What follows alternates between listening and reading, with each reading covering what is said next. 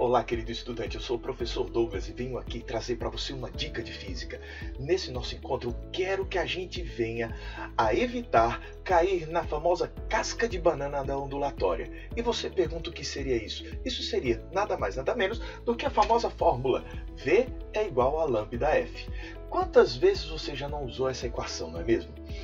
Mas tem a pegadinha, se você não estiver atento para o que significa cada termo dessa equação, você pode ser enrolado. Então vamos aqui comigo tentar desvendar esse mistério? Vamos lá. Primeira coisa que a gente precisa saber é que toda vez que se vai criar uma onda, é necessário que se tenha uma fonte, alguma coisa que vai vibrar, um meio, e nesse meio a onda vai se propagar. Olha aí na nossa ilustração o que nós temos para você. Nós temos aí para você um oscilador harmônico, massa mola, uma esfera pendurada na mola. Quando a gente colocar para oscilar, ele vai estar acoplado a uma corda. E no que ele está amarrado na corda, essa bolinha vermelha que você está vendo aí, ela vai oscilar e produzir a onda na corda.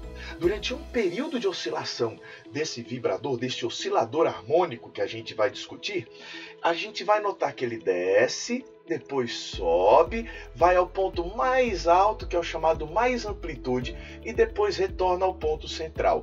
Com isso, aconteceu um período de oscilação, de vibração.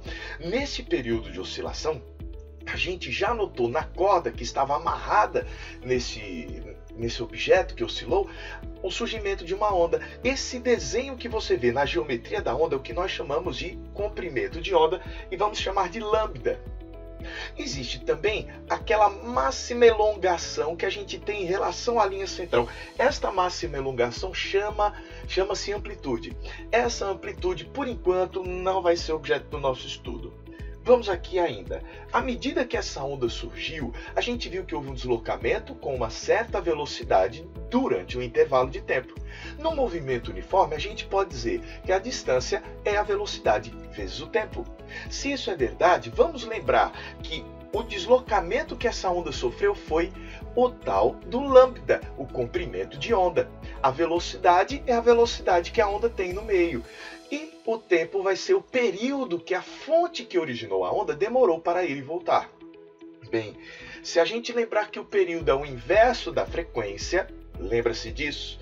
Pois bem, a gente pode escrever que o nosso lambda é igual a V sobre F. Sabendo disso, nós podemos ir adiante. Adiante como? Escrever a famosa expressão V igual a lambda F. Agora, vamos falar sobre o trem de ondas. O trem de ondas é um conjunto de ondas que a gente deixa acontecer depois de várias oscilações da fonte que provocou a vibração, no nosso caso, massa mola. Esse trenzinho de ondas vai ter alguns pontos mais altos e outros mais baixos. Esses mais altos são chamados cristas, já esses mais baixos são chamados vales. A gente pode detectar também a amplitude, mas não vai ser o nosso objeto de estudo mais uma vez nesse nosso encontro.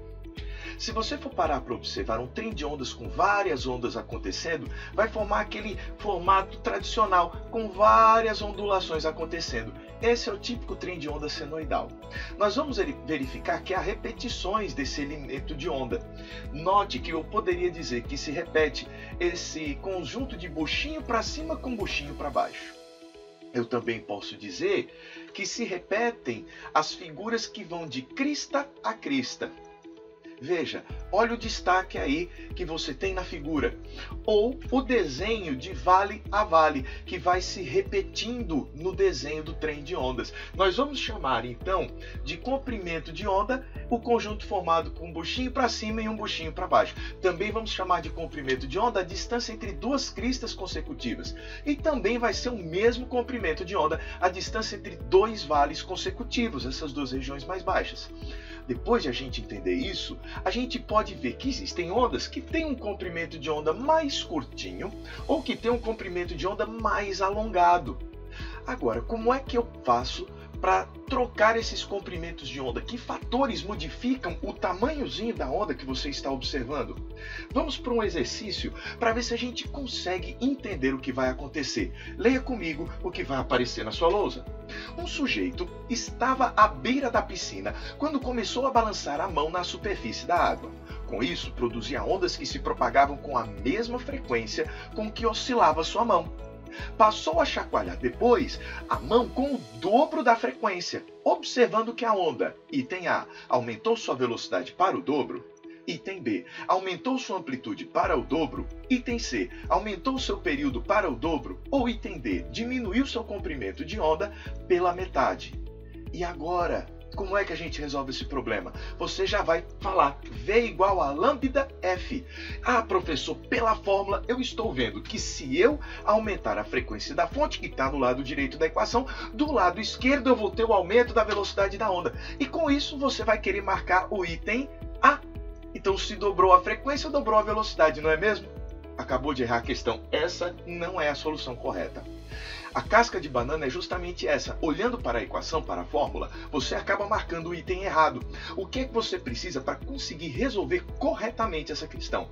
Você vai ter de atentar que essa fórmula é, na verdade, a fórmula do comprimento da onda. Ajeita a fórmula, é o lambda que é igual a V sobre F. Eu não estou dizendo que V igual a lambda F é errado, não. Mas a velocidade da onda não é determinada nem pelo lambda, nem pelo F. A gente deve notar é que o lambda que depende do V e do F. Como assim, professor? Se eu aumentar a frequência da fonte, que foi o que aconteceu chacoalhando a mão com uma frequência maior, isso vai provocar uma diminuição no comprimento de onda. Então note, enquanto que a velocidade da onda é uma característica do meio, cada meio tem uma velocidade para a onda. Vou te dar um exemplo. A velocidade da luz no vácuo, 3 vezes 10 a 8 metros por segundo. Na água, cerca de 2 vezes 10 a oitava metros por segundo. No diamante, menos ainda. A velocidade do som no ar, 340 metros por segundo. Se esquentar o ar, o som também muda de velocidade. Então, a velocidade é determinada pelas propriedades do meio. Enquanto que a frequência é determinada pela fonte. No nosso problema, a fonte foi a nossa mão chacoalhando e batendo na superfície do líquido. Por isso, a gente pode verificar nessa animação, na mão de cima chacoalhando o meio oscilante, você vai ter a onda com um comprimento maior e com pequena frequência. Já embaixo, a mão chacoalhando com uma frequência maior produz uma onda mais curta. Isso está de acordo com o que a gente viu pela fórmula que diz que lambda é determinado por V e por F. Com isso, querido, nunca mais se engane. Para mudar a velocidade da onda, só mudando o meio ou as propriedades do meio. A alteração da frequência vai mudar o comprimento. Ondas de grande frequência são ondas mais curtas. Espero ter ajudado. Foi um prazer estar com você. Até a próxima.